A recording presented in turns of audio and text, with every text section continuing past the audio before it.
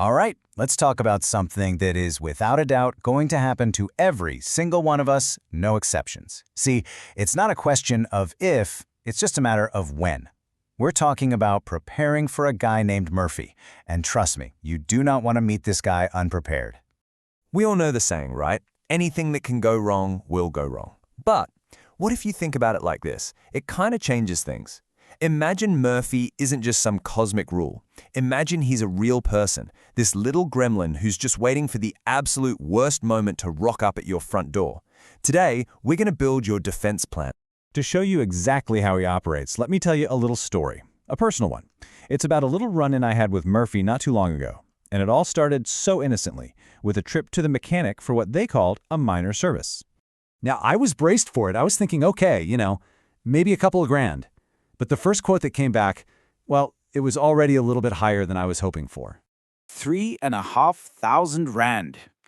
Oof, a bit steep, I thought. But hey, that's cars in South Africa for you, am I right? I can handle that. I gave them the nod. But this, my friends, this is exactly where Murphy starts rubbing his hands together with glee. So I'm just about to pay, ready to grab my keys and get on with my day, when the service manager comes over, and he's got a clipboard, and he's got that look on his face. You know the look. And he starts with, by the way. And this is how Murphy works. It's classic. It's never just one thing, is it? It's a cascade. All of a sudden, one tire is basically a slick, the other one's picked up a nail, the alignment's all out, and oh yeah, the battery is about to give up the ghost. My minor problem had just turned into a major one. And boom, just like that, R3500 became R9000. That is Murphy's classic 1-2 punch. Is it annoying? Absolutely. Is it manageable? Well, just about. But you see, sometimes Murphy doesn't just throw a punch. Sometimes he delivers a knockout blow. That little skirmish, that was just the warm-up act. My next encounter with this guy wasn't just a battle. No. This was the main event. This was the mother of all Murphys. So picture this. I'm sitting in gridlock traffic, minding my own business, when I see this massive plume of smoke up ahead. And my first thought is, shame. Some poor oak's car is in serious trouble. And then comes that horrifying realization. The smoke, it wasn't from the car in front of me. It was coming from my car. So, long story short, my clutch was completely and utterly fried. And this right here is the actual invoice I got from the mechanic a few days later.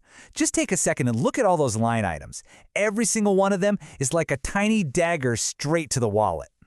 28,227 rand and 87 cents. Now that is a crisis. That's the kind of bill that can completely derail your entire financial life for months, maybe even years. Unless, of course, you're prepared. And this really is the entire point of what we're talking about today. This one sentence changes everything. Because with the right preparation, that $28,000 bill isn't a life-altering disaster. Don't get me wrong, it still hurts. A lot. But it becomes a manageable, major inconvenience. So, how do we do that? We build a shield.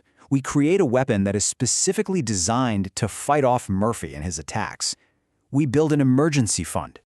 Okay, let's be crystal clear. An emergency fund is not some magic force field that stops bad things from happening. Murphy doesn't care if you have savings. He's still coming. But what this fund does, it's like an electric fence. It's not going to stop the thief from trying to get in, but it's going to give him a nasty shock and make it a whole lot harder for him to get to your valuables. It softens the blow. Because what happens when you're caught unprepared? You panic. Your brain just goes into fight or flight mode and you can't think straight. And that's when you start making really desperate decisions. Maxing out the credit card, taking out a high-interest loan. You solve one immediate problem by creating a much bigger, much longer-term one. It's just like that old parable, A wise person builds their house on solid rock, a foolish one builds on sand. Without an emergency fund, your entire financial structure is built on that shifting sand. The minute Murphy sends a storm your way, the whole thing just comes crashing down. Okay, so you're convinced. I can see it. You need this shield. But how do you actually build it? What are the rules? Right. Let's get practical. All the experts, pretty much anyone who knows what they're talking about, agrees. The gold standard is to have 3 to 6 months worth of your essential living expenses saved up. This is what covers the big stuff, a job loss, a medical emergency. It gives you the breathing room to make a new plan without panicking.